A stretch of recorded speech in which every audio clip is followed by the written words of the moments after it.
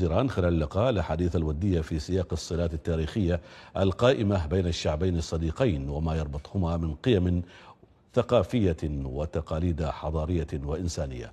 وأعرب الجانبان عن رغبتهما المشتركة في تطوير علاقات التعاون الثنائي بين البلدين الصديقين والتبادل التجاري وفرص الاستثمار في مجال الأمن الغذائي وغيرها من القطاعات، إلى جانب تبادل المعرفة والخبرات عبر برامج التعليم والتدريب. وأكد معالي السيد وزير الخارجية على دعم سلطنة عمان للجهود الرامية إلى تيسير إدماج أفغانستان في المجتمع الدولي بما يحفظ لها دورها البناء والمرموق على الساحتين الإقليمية والدولية.